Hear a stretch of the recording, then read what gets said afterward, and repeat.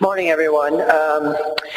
You've spent most of the morning so far learning about, as we say, plants and birds and rocks and things, yeah? And I'm going to steal a line from Monty Python and the Flying Circus, and now for something completely different. We're going to talk a little bit about people and the Redwood Forest and our relationship to the Redwood Forest, and a little bit of the history of the Redwood Forest in the context of the last 20, 25 years, particularly the last 17 years of preserving the last of the old growth, and where organizations like mine who do forest advocacy in the Redwoods have been and are going.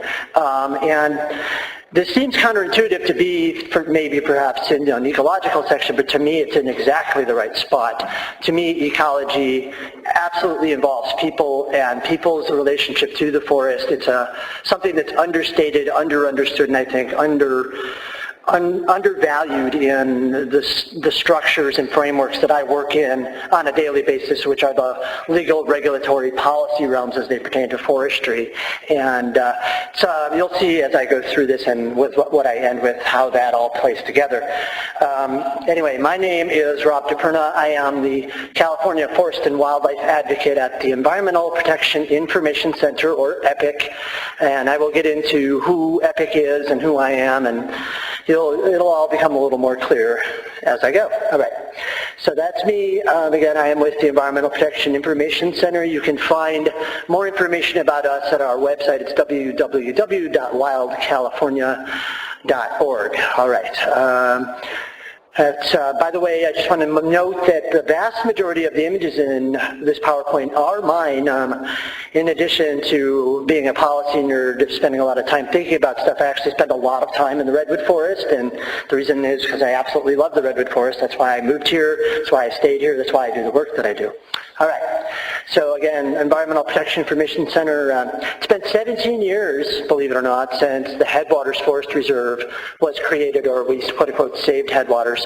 I'll get into this a little bit more, but my background is in not forest ecology, science, policy, law, any of that kind of stuff, but in language, in words. And one of the things I like to do with that skilled knowledge is to kind of play with words, concepts, ideas, and try to think, can we make them mean something else? To me, words are like laws and other things. They're social contracts. They mean certain things because we agree that they do. And in the context of forestry, forest action, or advocacy, preservation, conservation, a lot of the words we use are big words that could have lots of different kinds of meaning depending on what we agree they mean, or if we choose to do different things to make them mean something else. So, all right, this is me. Again, this is why I'm here. I love the Redwood Forest. When I first moved here, I was absolutely astounded by the Redwood Forest, and it has become my passion to work to preserve, protect, and restore the Redwood Forest. So that's me in Del Norte Redwood State Park. All right, a little bit about me really fast. I'm not from here. I'm from New York, upstate New York, not New York, New York. Again, we'll play with those words later. I moved here in 1997, right out of grad school. I was involved in the Saving Headwaters campaign for many years, at the tail end there.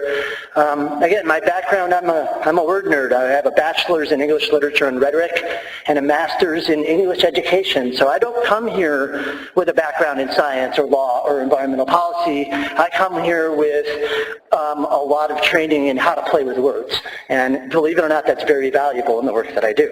All right. I also want to note that in addition to being a forest advocate, I actually do work, in the forest. To me, and I'll get into this and you'll see this, but, protection is not the only thing that we have to do here. It's also about stewardship. It's also about responsibility to and relationship with the forest. Accordingly, these days, in the present day, 17 years after we preserved headwaters, I'm a docent for the BLM and the Headwaters Forest Reserve. I do guided tours for the BLM. I also do guided tours for a lot of my constituency into headwaters. There's nothing like actually getting people into the forest and talking to them about the forest to change hearts and minds about how we manage the forest and how we relate to each other. Similarly, I do volunteer work for Redwood National State Parks. I run around on the trails and collect data, GPS data of what's going on the trails, where things are. Because I spend a lot of time in the forest, and it seems to me I take thousands of pictures in my traversing in the Redwoods. I would postulate to you all I have about 10,000 or more photos of the local Redwood Parks and Reserves, and to me it makes the most sense to share the work that I do with the Parks and Reserves to support the work that they're doing, because it's absolutely critical. I'll get into more about that later. All right. So this is what most people think I do. Some may remember this. By the way, I am the king of the very obvious and more or less obvious pop culture and other references. Teddy Roosevelt, speak softly, carry a big stick. Yeah, this is kind of how people see me and my organization a lot when they see me coming. People like to tend to duck and cover because they think lawsuits are going to follow, and sometimes they do, and that is part of what my organization does, and it's part of the role we serve as, an advocacy group. That's what part of what advocacy has meant in the Redwoods in the last 25 years, last 40 years really for my organization, and probably still will to some regard. All right. But this is kind of more like what I actually do. Lots of sitting in meetings, lots of talking to people, lots of trying to convince people of things. I kind of liken the role that I play to the proverbial canary in the coal mine, or Chicken Little. I don't know how many people remember the Chicken Little story where there's a little chicken running around inside telling people how the sky is falling, yeah? That's kind of how I see my role, for better or for worse, sometimes, is to try to convince people that, hey, we need to pay attention here. So, all right, a little bit about Redwoods and advocacy. Again, there's that word advocacy. I'm going to play with this word a little bit, so, bear with me on what you think it means and what I think it means and what it could mean. So, all right, so what we traditionally have done as advocacy is forest practice, law, regulation, policy, legal history, law enforcement, public education, advocacy, project monitoring, and litigation. That's a lot of words and a mouthful. Essentially, the concept here is that we live in a democracy, and that accordingly, the citizens in the democracy not only have rights to enforce the law, but we also have responsibilities to engage in public processes to ensure that the greater good of the public, our membership, the forest, is considered and taken into account in decision-making and planning for environmental decision-making in California. That's what the California Environmental Quality Act of 1970 is about. And to me, it's not just about environmental democracy, which is one of these new euphemistic buzzwords. It's about the responsibility of the citizen in a democracy to get out there and do stuff, be responsible for the outcome. And as I'll talk a little bit more about later, to me, where we are today is we have an opportunity to change the ending. We've been, for the last 40 plus years of my organization's history, in the same systems, doing the same things, basically in the same old ways. And, part of my role as a professional is to evaluate, well, what's that gotten us? Where has it gotten us? What have we achieved? And I would postulate to you that we are in a new time, a new place, and it requires different tools, different approaches, different modes of engagement, and accordingly, it requires redefining this word we call advocacy to a large extent, and I'll get more into this as I go. All right. So one of the things traditionally that's been big for us is, EPIC has served as a last line of defense in terms of, the legal option in courts with the California Environmental Quality Act and the Forest Practice Act. That is the last place where we can prevent, the forest from being cut down and keep it standing if we want to preserve it. So that is really the last place that we can go in those, we have to engage through the process. But so what that does, though, from our perspective, the way that we engage, is it creates space for decision makers to orchestrate solutions. I mean, Headwaters was a great example. A 20-year battle, between citizens and the agencies and the industry. And eventually, the legal work that EPIC did, the citizens movement that was behind Headwaters, created this space for policy change, and that was, of course, the creation of the Headwaters Forest Reserve. So, all right, so a little bit about EPIC in the Redwoods here. EPIC was formed in 1977 in southern Humboldt County out of what we called at that time the herbicide wars, where timber companies in southern Humboldt in the urban-suburban interface were clear-cutting and aerially spraying herbicides on the timberlands, and people were getting sick, their animals were getting sick, the crops were dying, these kinds of things. So citizens took responsibility for that situation. They formed an organization, and they started advocating for their rights, for the rights of the environment, And, you know, we're still here 4 years later, so it's pretty remarkable. And I am personally very, very humbled to be part of that legacy.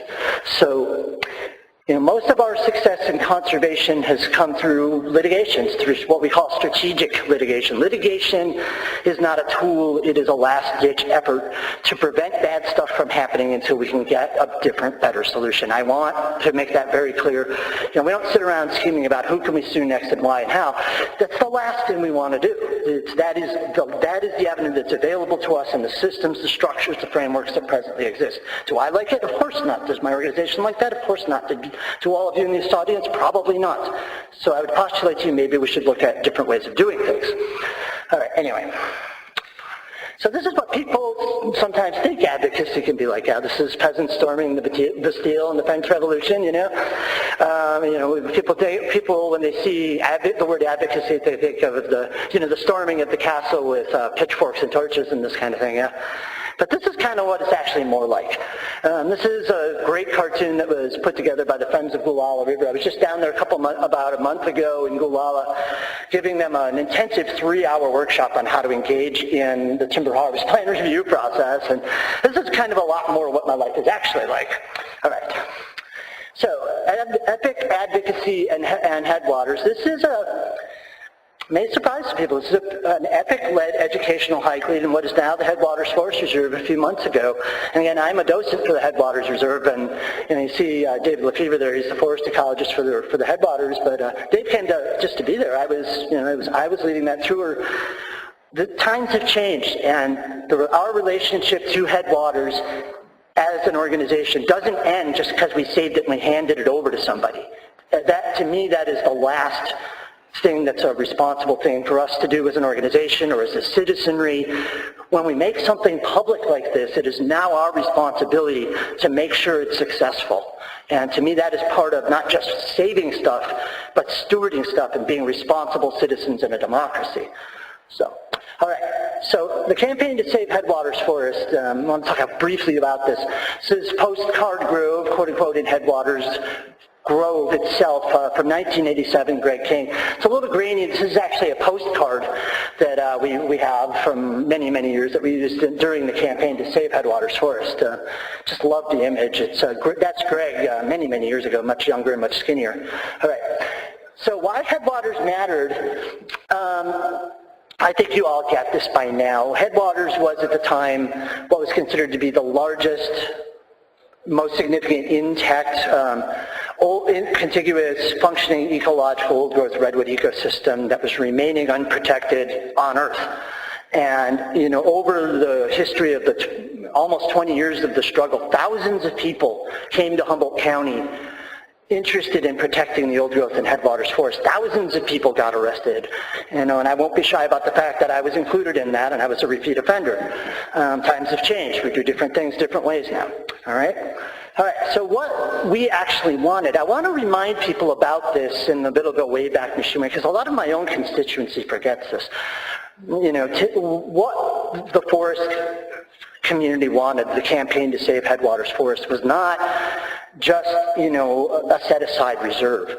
We actually wanted a network that included not only reserve set-aside areas, but actually then areas that would be managed for timber production, areas that would also be managed for restoration.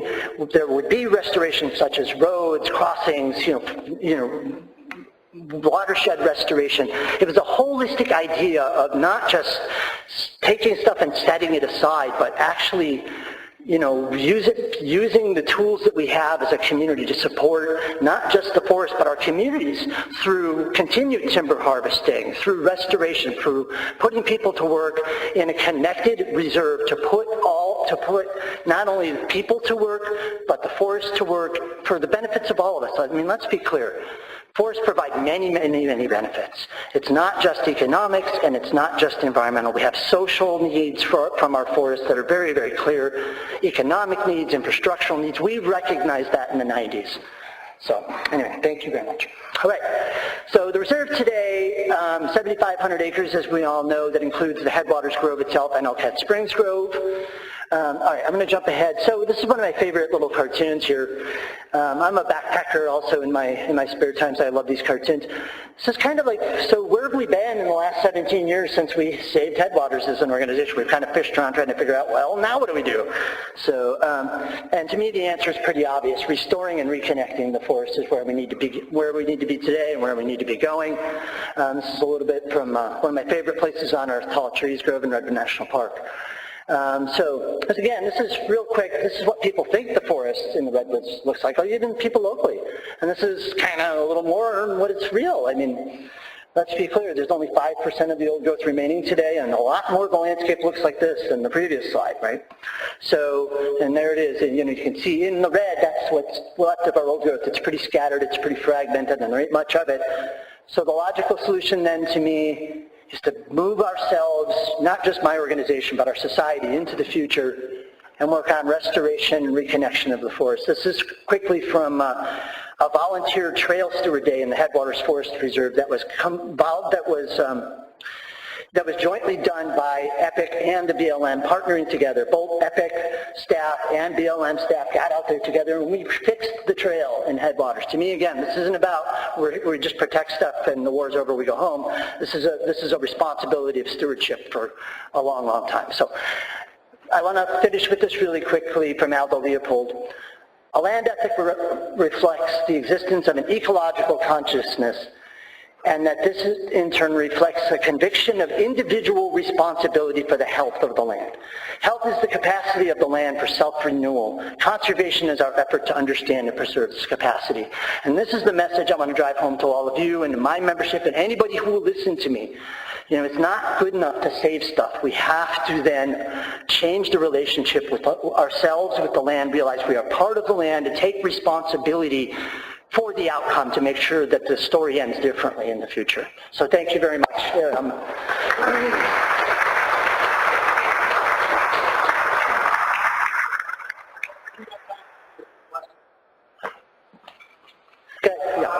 First of all, I'm from Oregon, and this is about the state tax. In Oregon, the state tax kicks in at the state level $1 million. Now, if you have 20 acres of relatively old second growth redwood, your state can enter the level where, in Oregon anyway, you pay the state tax. And at the federal level, I believe it's 3.5 or 5 million. I'm not sure. That's not a big area. Or a big area is not required to get that $5 million state tax, which is 55%. About 18 years ago, a national environmental organization came out against the estate tax because they said there will never be any old growth timber in private hands unless it is removed. I know some people in Oregon, they've got a fairly large property. They pay 3 generations of the estate tax. Every time it happens, they cut a large group bunch of their timber. Is there any movement to try to eliminate the estate tax in California to make it, to give people at least a neutral position so that they won't have to clear cut their whole forest? Thank you for asking the question. So in brief, I don't want to get into this weeds too much, but the old tax structure in California was like what you kind of described in Oregon. It was an ad valorem tax prior to, I think, 1985 here, where, you know, landowners were taxed on their standing timber volume, and naturally it would cause, you know, the extra, excuse me, that's property taxes. Mm-hmm. That's different. And that was eliminated in Oregon in 1977. Does it apply? If someone has, say, 200 acres of old, relatively old growth timber, and on the date of death it's worth, let's say, $9 million, does it kick in so they have to pay 55% above $5 million? You know, I'm not really sure how that works. You know, timberlands in California have a different zoning than other kinds of land uses. It's, you know, that's not a question I can answer, you know, directly for you. Maybe somebody can, but I will tell you very, very upfrontly that for me, one of the things we need to look hard at is changing things like tax structures, land use designations, coming up with incentivizations to help people do the right thing instead of punishing them for doing the wrong thing. The system has been set up to be diametrically opposed for the last 40 years as a result of the Forest Practice Act, and in my opinion, it has not served any of us well. So. Well, thank you.